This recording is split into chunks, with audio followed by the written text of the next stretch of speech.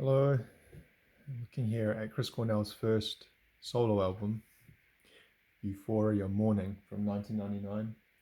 Euphoria Morning spelled Morning, which is the original 1999 main release. But when they re-released it, I don't know exactly when it was. Was it 2015? Well, anyway, they re-released the CD and issued it on vinyl, and it changed the spelling of morning to Mourning,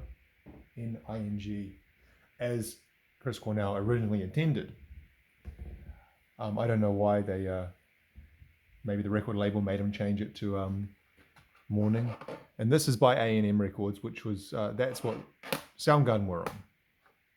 So I guess they offered him a record contract after Soundgarden split up. So obviously Soundgarden split up in 1997 after Down with the Upside. When I was growing up as a teenager, young teenager, Soundgarden were, and largely are, still my favorite band. Super Unknown is being easily top 5 favorite albums of all time for me. It's for me a perfect album. So when they broke up, that was like a big thing in my life. When you're a teenager, things you kind of tie your identity to, the music you listen to, or the movies you watch, or the whatever it was. Video games weren't really that popular when I was a kid, but music was a big part of my life and of who I was. And Soundgarden were a big part of that music. And when they broke up, I was pretty bummed out. I remember in the local newspaper, well, not the local, the New Zealand national newspaper, they had a small printed story just on the sidebar saying Soundgarden have broken up, just like literally like a few lines, and I cut the story out and stuck it on my wall. And I had Soundgarden T-shirts and all their albums on either on cassette or CD, and Chris Cornell in particular was kind of like, as much as you can have a hero, he was kind of like a hero of mine, and not he was some amazing human or anything. It was just, as an artist, I loved his work. I loved his voice. I could relate strongly to his lyrics. And yeah, he kind of was a hero.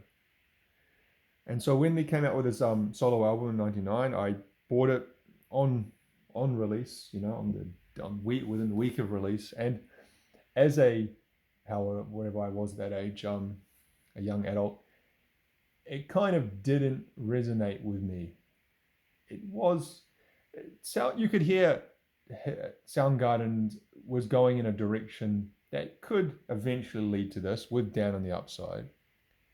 They were moving away from the more metallic, hard rock sound, and they were getting more kind of outside the box with song structure and instruments used and things like that. And they always were a little bit out of the box. That's what made them unique and cool. But this album, if you're expecting a bad Motorfinger or something like that, you would be disappointed. Now, as an adult, I can certainly appreciate this album, and I like it a lot. Not perfect by any stretch, but it's a good album. I got this when I was in Japan. This is the Japan release. You see here, because I had the original, I bought this, when I was, like I said, when it came out in '99, and it was a blue CD here in New Zealand. And I don't know if this is specific to the Japanese press release, that it was a yellow CD. But yeah, that's one thing I noticed different. Just the lyrics. Often see if there's any kind of specific thing. I remember reading this when I first got this, 24 years ago. The thanks, he thanks the Soundgarden family, brothers forever, and that made me happy, because I didn't like the idea that they didn't like each other, and from what I read about their breakup at the time, and not a lot was out there about their breakup, but there was like creative differences, and but I didn't want them to, because I love them so much. I was personally invested. I didn't want them to hate each other. I wanted them to maybe still be friends, and it sounded like they were to a degree. Susan Silver, obviously his first wife, and Soundgarden Alice in Chains manager for Love, Space, Time, and Environment, Pure and Complex. Not long after this, they divorced. And then that last line, which I still remember. Special thanks to the Soundgarden fans. You made my decade. That's cool.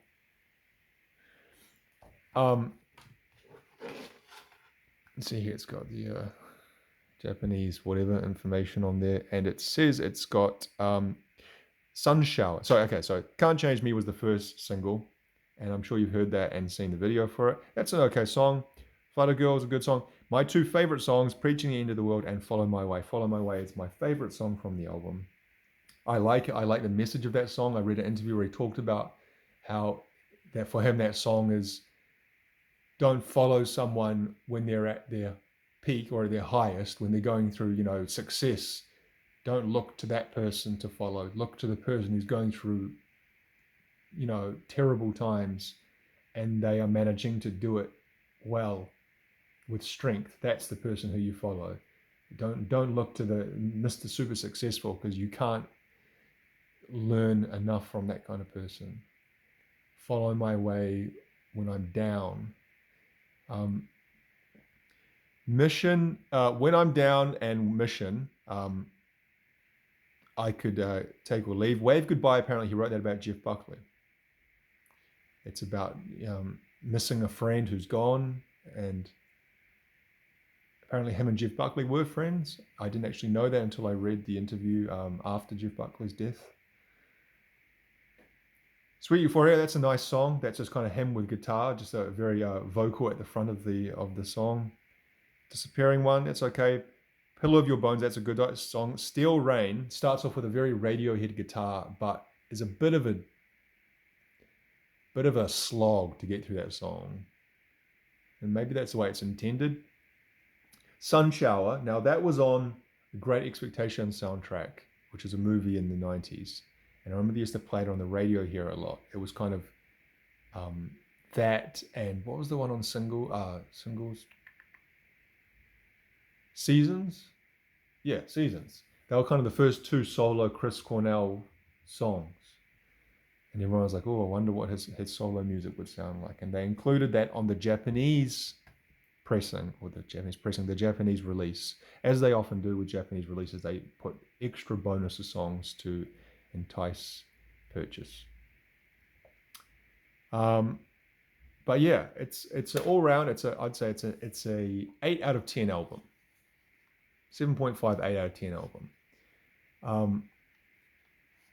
It didn't do as well, I think, as he was expecting, and apparently that kind of, from putting pieces together of interviews I've read and things he said and other people have said, that kind of sent him down a negative path with drugs, and who knows? Yeah, I don't know. It is also like his relationship seemed to be very fractured with his wife, and is that really important? I don't know, but he went into Audioslave after this, obviously, and I have my own feelings about that, why that choice was made, and some of the subsequent choices he made after Audioslave. And it's silly, judging the guy.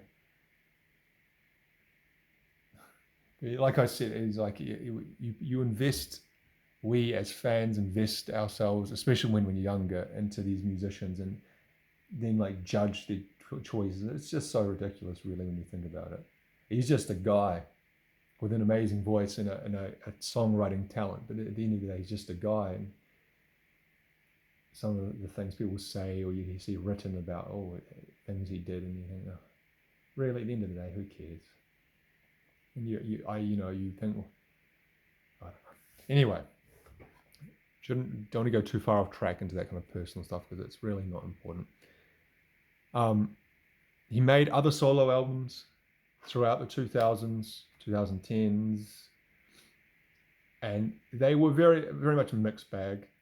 There was some stuff I like, some stuff I really didn't like. I guess the one that everyone talks about is what was the one that he did with Timberlake? Timberland. What's the Timberland? Not Timberlake. Timberland. Scream. And that, in my opinion, is just horrible. I don't find many redeeming things from that album. But anyway, not everything can be perfect. And see it, there's an image of him there. And I just feel kind of, feel bad that he's gone. He was obviously a tortured soul. And just thankful that he gave so much music to us, but also sad, especially for his kids. Growing up without their dad is, I can't imagine how awful that would be, especially in the way he chose to leave. Anyway, Chris Cornell, Euphoria Morning. Like I said, 8 out of 10, maybe 7.5, but it's a good album, and any Soundgarden / Chris Cornell fan should own it.